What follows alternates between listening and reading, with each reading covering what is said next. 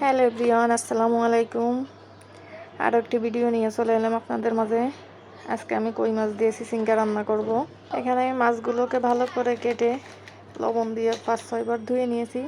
চিচিঙ্গাগুলোকেও কেটে ধুয়ে রেখে দিয়েছি। এই ফাঁকে দিয়ে ভাবলাম একটু চা করে নিই।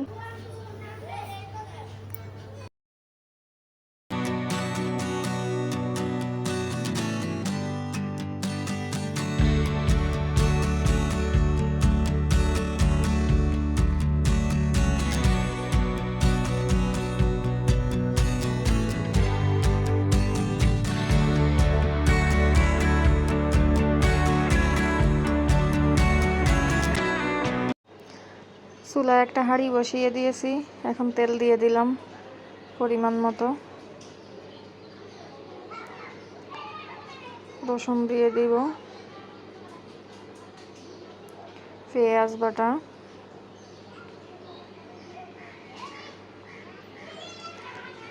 দিয়ে দিলাম লবণ।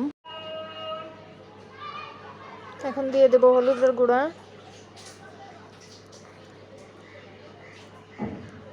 মরিচের গুঁড়াও দিয়ে দিলাম।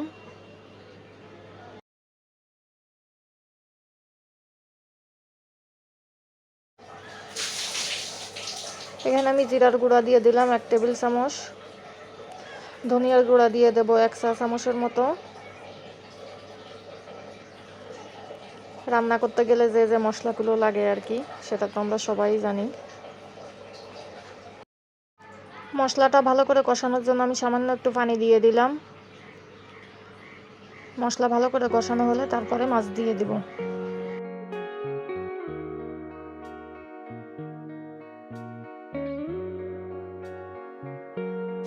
আমার মশলাটা ভালো করে কষানো হয়ে গিয়েছে, দেখতেই পাচ্ছেন তেল উপরে উঠে এসেছে।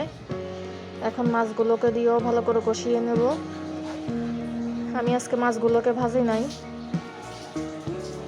যেহেতু নাজিফার বাবা এভাবেই রান্না করাটা পছন্দ করে, সেজন্য আমি আর মাছ ভাজি নাই। আপনারা চাইলেও ভেজে নিতে পারেন।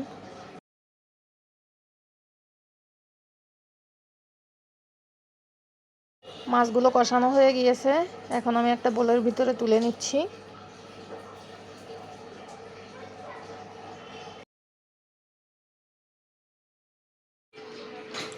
এখন কেটে রাখা চিচিঙ্গা আর আলুগুলো দিয়ে দিব মশলার ভিতরে।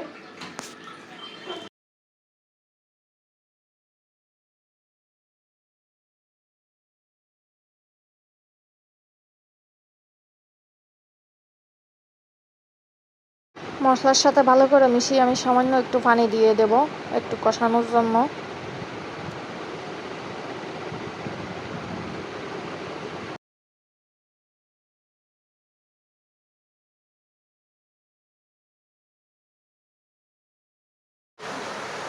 তরকারিগুলো ভালো করে কষানো হয়ে গিয়েছে আমার। এখন পরিমাণ মতো পানি অ্যাড করে দিব।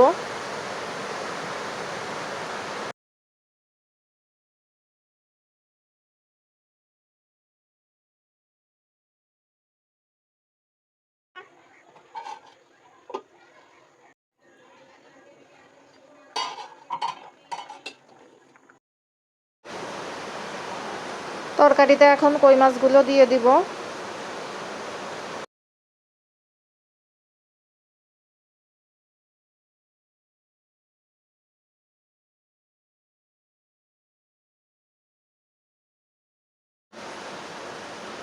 ফাইনালি আমার কই মাছ দিয়ে চিচিঙ্গা রান্না হয়ে গেছে। এখন চুলাটা অফ করে দিব।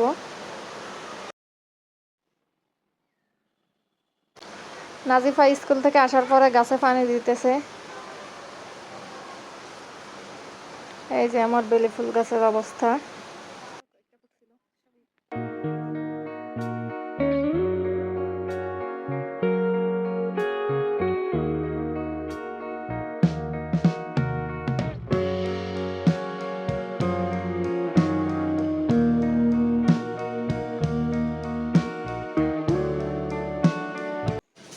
এটা ছিল বিকালের দিক দিয়ে সন্ধ্যার নাস্তার জন্য আমি এই পাউরুটির ডেজার্টটা রেডি করতেছিলাম। তো রুটিগুলোকে আমি কেটে নিলাম, একটা প্লেটে উঠিয়ে নিব।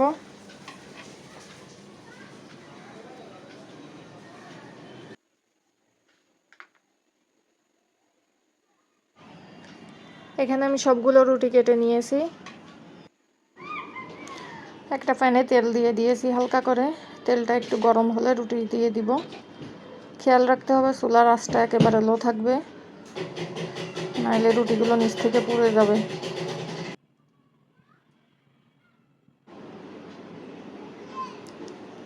আমি রুটিগুলোকে ভালো করে উল্টে পাল্টিয়ে ব্রাউন কালার করে ভেজে নিব।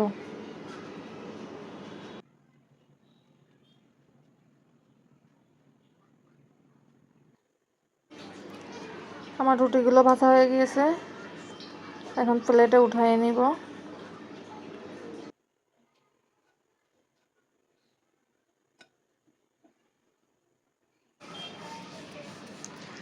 একইভাবে বাকি রুটিগুলোও আমি ভেজে নিব।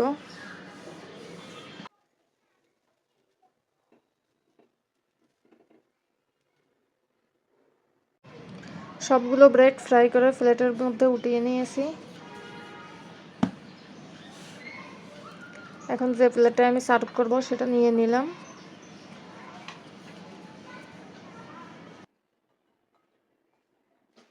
শাহি মালাই টুকরা যেভাবে ডেকোরেট করা থাকে আমি সেভাবে সাজানোর চেষ্টা করতেছিলাম, কিন্তু আমার প্লেটটা স্কোয়ার হওয়াতে এটা কিছুতেই থাকতেছিল না।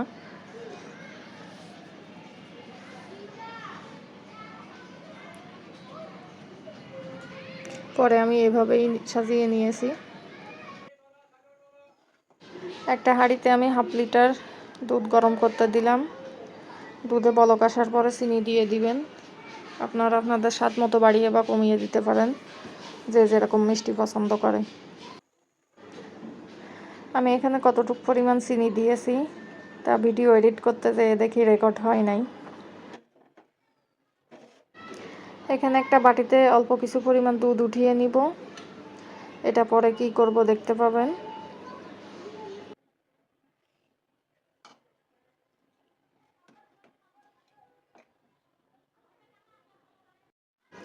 তুলে নেওয়া দুধগুলো একটা সাইডে রেখে দিলাম কিছুটা ঠান্ডা হওয়ার জন্য। হাঁড়ি থেকে কিছুটা দুধ উঠিয়ে নিয়ে আমি পাউরুটির উপরে দিয়ে দিব।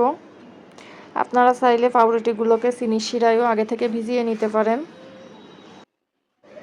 শাহি মালাই টুকরা রেসিপিতেই পাউরুটিগুলোকে চিনির শিরায় ভিজিয়ে নেয়। এত ঝামেলার ভিতরে যেতে চাইনি, সেজন্য এভাবেই দুধ দিয়ে দিলাম। তুলে নেওয়া দুধের মধ্যে 2 টেবিল চামচ কর্নফ্লাওয়ার দিয়ে দিব, দুধ কিছুটা ঘন করার জন্য।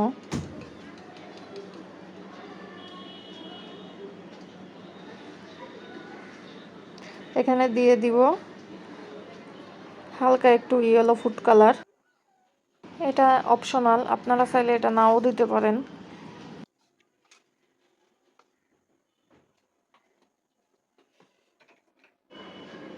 এটাকে একটা সাইডে রেখে দিলাম।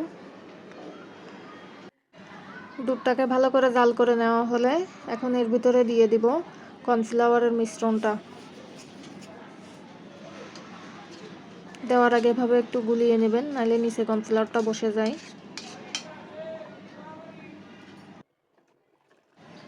কর্নফ্লাওয়ারটা ঢেলে দিয়ে আরও কিছুক্ষণ জাল করে নিব। দুধটা জাল করা হয়ে গেছে, এখন আমি চুলা থেকে নামিয়ে ব্রেডের উপরে দিয়ে দিব।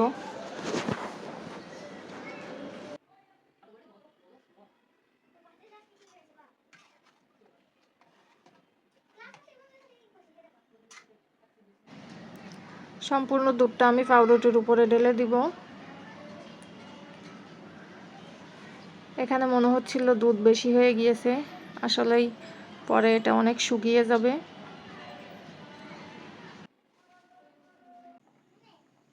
আগে থেকেই কিছুটা বাদাম কুচি করে রেখেছিলাম, এখন এর উপরে ছড়িয়ে দিব। আপনারা চাইলে এটা নাও দিতে পারেন, কিংবা কাঠবাদাম, কাজু বাদাম এগুলো কুচি করে দিতে পারেন।